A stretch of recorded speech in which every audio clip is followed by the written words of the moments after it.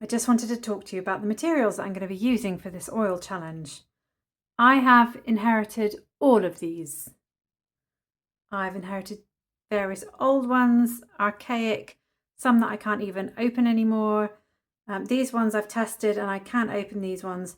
These ones are newer, but I don't think the quality is probably going to be as good as Winsor & Newton. But I'm willing to give them a go, and it'll be really interesting to see how they work on the paper. I have a range of brushes, these Filbert. This is a Filbert one, which seems like essentially like a flat brush, but it's just a bit tapered at the end.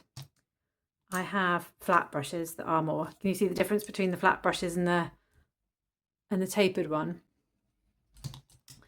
I have a rigger brush that I'm not sure will work, but we'll give it a go. I've got a sable kind of floppy brush. See what that does. I've got some smaller flat brushes.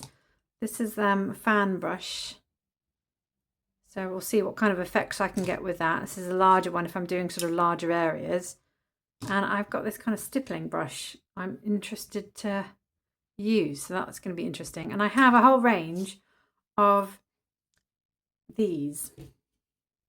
You can see £4 for 5, and I've got an extra one. In fact, I've got an extra one. So I've got so many palette knives I don't know what to do with. So I'm very curious to give them a go. And this pot here is white acrylic gesso. You can't paint directly onto paper, but if you gesso it first, you can. So gesso is sort of like a, I don't know, it feels like a chalky mix. I did read somewhere how you can make gesso. In fact, maybe I might do that for one of the days for my oil challenge. But because I did not want to be using proper paper, that's my quotes. My proper paper, by the way, is this. So I'm going to be doing my oil challenge on the same art board. I've got oil painting art board from De La Rowney, Georgian. It wasn't too expensive. I think this was like 12 quid for about 10 sheets, something like that. I'll put links in my description so you can purchase them too. They're quite thick, so they don't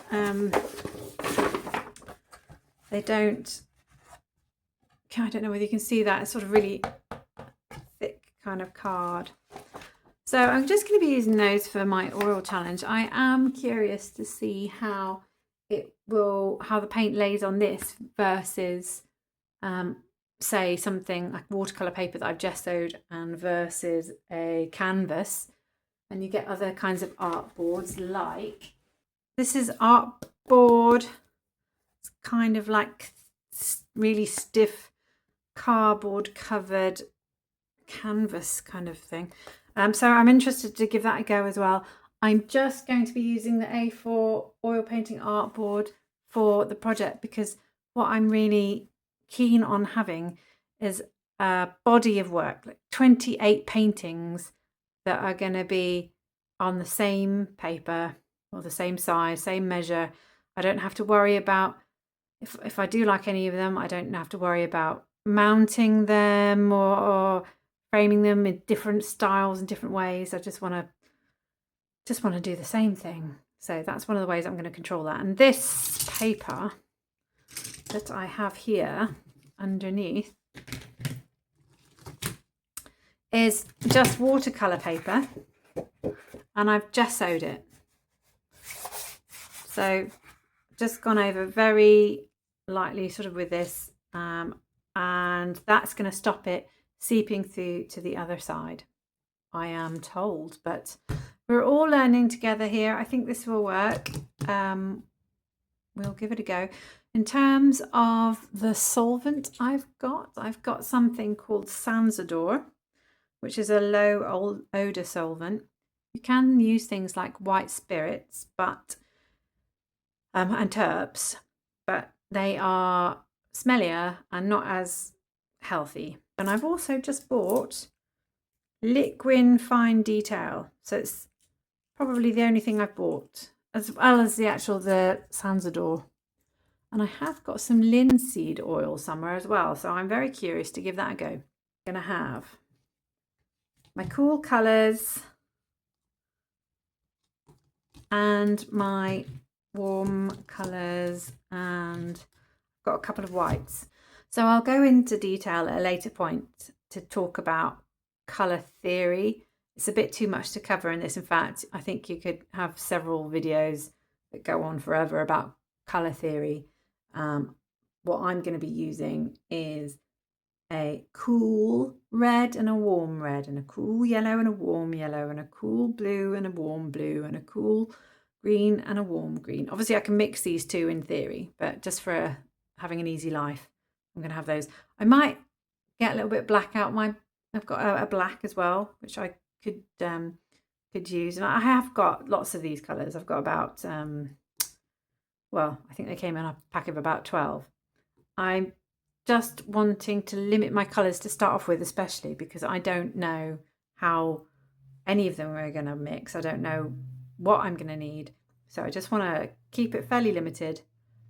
And when I do the colour mixing in a minute, I'm going to mix purples, I'm going to mix greens, and I'm going to mix oranges. And I'm just going to see what I can get mixing one of these cadmium reds with one of this lemon yellow hue versus a yellow ochre, and see what I can get. I'm going to put them in my my Ferrero Rocher box as my palette.